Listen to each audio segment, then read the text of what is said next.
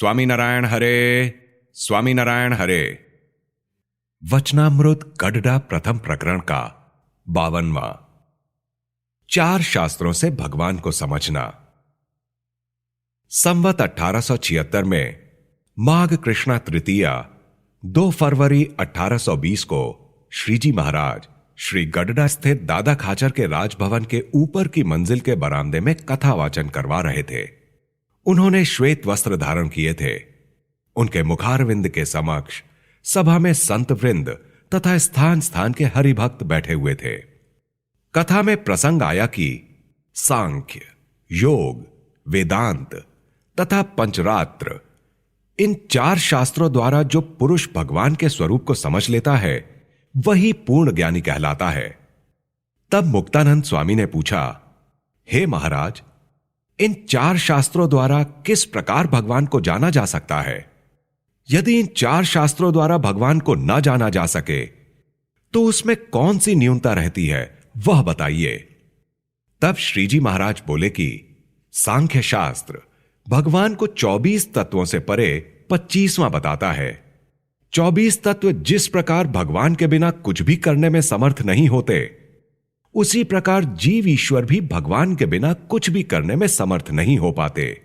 इसीलिए जीव ईश्वर की भी 24 तत्वों के भीतर ही गणना की जाती है तथा जीव ईश्वर सहित ऐसे जो 24 तत्व हैं उन्हें क्षेत्र कहा जाता है और 25वें जो भगवान हैं उन्हें क्षेत्रज्ञ कहते हैं।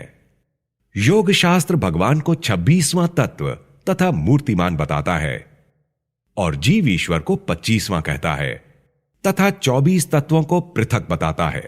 उसका यह निर्देश भी है कि इन तत्वों से अपनी आत्मा को पृथक समझकर भगवान का ध्यान करते रहना चाहिए। वेदांत शास्त्र भगवान को सबका कारण, सर्वव्यापक, सर्वाधार, निर्गुण, अद्वैत, निरंजन तथा कर्ता होने पर भी अकर्ता, प्राकृत विशेषण रहित तथा दिव्य विशेषण सहित बताता है। पंचरात्र शास्त्र ने भगवान के संबंध में यह बताया है कि श्री कृष्ण पुरुषोत्तम नारायण ही वासुदेव, संकर्षण, अनिरुद्ध तथा प्रद्युम्न नामक चतुर्व्यूह रूप होते हैं और पृथ्वी पर अवतार धारण करते हैं। जो पुरुष उनकी 9 प्रकार की भक्ति करता है उसका कल्याण होता है। इस प्रकार ये 4 शास्त्र भगवान के संबंध में जैसा वर्णन करते हैं उसे यथार्थ रूप में समझने वाला पुरुष ही पूर्ण ज्ञानी कहलाता है। यदि अन्य 3 शास्त्रों को छोड़कर जो पुरुष केवल सांख्य शास्त्र के द्वारा ही भगवान के स्वरूप को समझता है उसमें बाधा उत्पन्न हो जाती है, क्योंकि सांख्य शास्त्र में जीव ईश्वर को तत्वों से अलग नहीं बताया गया है। इसलिए जब तत्वों का निषेध करके तत्वों से अपनी जीवात्मा को पृथक समझा जाए तभी 25वां अपनी जीवात्मा को समझा जा सकेगा, किंतु भगवान को नहीं समझा जा सकता। यदि अकेले योग शास्त्र द्वारा ही भगवान के स्वरूप को समझा जाए तो यह दोष आता है कि योग शास्त्र ने भगवान को मूर्तिमान बताया है, वह उन्हें परिच्छिन्न मानता है किंतु अंतर्यामी और परिपूर्ण नहीं मानता। जो एकमात्र वेदांत शास्त्र द्वारा ही भगवान के स्वरूप को समझता है तो यह दोष आता है कि भगवान को जिस प्रकार सर्व कारण, सर्वव्यापक तथा निर्गुण कहा गया है उन्हें वह निराकार समझता है, परंतु वह भगवान के प्राकृत कर चरणादि रहित और दिव्य अवयव वाले सनातन आकार को नहीं मानता।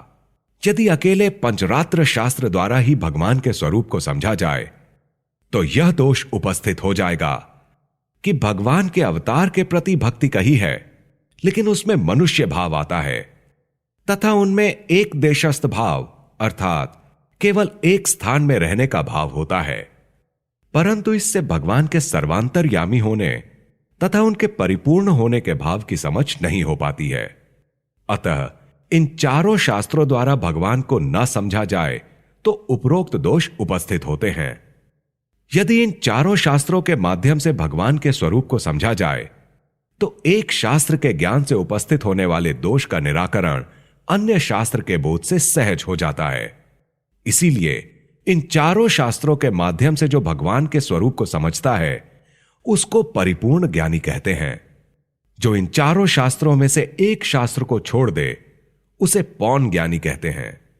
2 शास्त्रों को छोड़ने वाला अर्ध ज्ञानी कहलाता है और 3 शास्त्रों को छोड़ने वाले को पाव ज्ञानी कहा जाता है। जो इन चारों शास्त्रों को छोड़कर अपने मन की कल्पना से चाहे किसी भी तरह शास्त्रों को समझकर उनका पालन करता हो, वह भले ही वेदांती हो या उपासना वाला हो, दोनों को ही पथभ्रष्ट माना जाएगा और उनमें से किसी को भी कल्याण का मार्ग अब तक हाथ में नहीं आया है। अतः वह वेदांती भी दंभी ज्ञानी है तथा ऐसा उपासक भी दंभी भक्त है। इति वचनामृतम।